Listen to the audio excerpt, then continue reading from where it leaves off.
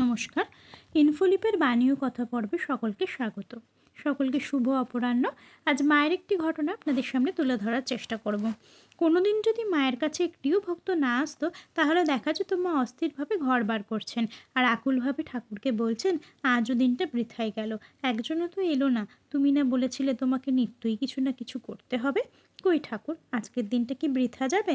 দেখা যেত জ্ঞানদায়িনী জননীর লোককল্যাণের আরতি পূরণ করতে ঠাকুর কোনো না কোনো কৃপাপ্রার্থীকে শিগগিরই এনে হাজির করেছেন তার কাছে। তাই প্রায় কোনো দিনই কৃপা বর্জিত যেত না। অশুদ্ধ চিত্ত ভক্তেরা এসে প্রণাম করলে মায়ের দেবশরীরে অসহ্য জ্বালা যন্ত্রণা হতো, রোগ দেখা দিত। তবুও মায়ের কৃপা বিতরণের বিরাম ছিল না। কেউ নিষেধ করলে বলতেন, কেন গো, ঠাকুর কি খালি রসগোল্লা খেতেই এসেছিলেন? ভালো ছেলের মা তো সকলেই হতে পারে, মন্দটি কে নেয়? বলতেন, আমরা তো এই জন্যই এসেছি। আমরা যদি পাপ তাপ না নেব, হজম না করব, তবে কে করবে? পাপী তাপীদের ভার কারা সহ্য করবে? তাই শিষ্যের পাপ গ্রহণ করতে হয় জেনেও করুণাময়ী মা দয়ায় মন্ত্র দিতেন, কৃপায় মন্ত্র দিতেন, আর ভাবতেন শরীরটা তো যাবেই, তবু এদের হোক। অসুস্থ শরীরেও এই কৃপা বিতরণ ছিল অব্যাহত। ম্যালেরিয়ায় ভুগে মা দুর্বল, তাই শরৎ মহারাজের নির্দেশে দর্শনাদি সাময়িকভাবে বন্ধ। এইরকম পরিস্থিতিতে একদিন সুদূর বরিশাল থেকে এক ভক্তের আবির্ভাব দীক্ষাপ্রার্থী হয়ে। একদিকে ভক্তের আকুলতা, অন্যদিকে সেবকের কর্তব্যনিষ্ঠা, দুইয়ের সংঘর্ষে বাদানুবাদের সূত্রপাত। হঠাৎ অসুস্থ মা আলুথালুভাবে দরজায় এসে উপস্থিত। সেবককে বললেন, কেন তুমি আসা বন্ধ করছো?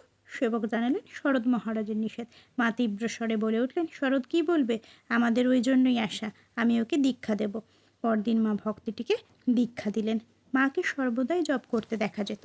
শেষ বয়সে যখন শরীর দুর্বল, অধিকাংশ সময় যখন বিছানায় শুয়ে কাটাতেন, তখনও জপের বিরাম ছিল না।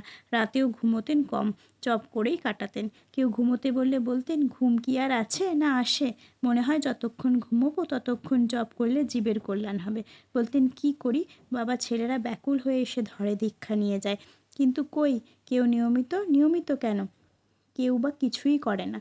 তা যখন ভার নিয়েছি তখন তাদের আমাকে দেখতে হবে তো, তাই জপ করি আর ঠাকুরের কাছে তাদের জন্য প্রার্থনা করি, হে ঠাকুর, ওদের চৈতন্য দাও, মুক্তি দাও, এই সংসারে বড় দুঃখ কষ্ট, আর যেন তাদের না আসতে হয়। মায়ের এই সুন্দর ঘটনা আজ আপনাদের সামনে তুলে ধরলাম। সকলে ভালো থাকবেন, আনন্দে থাকবেন, সুস্থ থাকবেন। মা, ঠাকুর, স্বামীজির চরণে প্রণাম জানাই। অনেক ধন্যবাদ।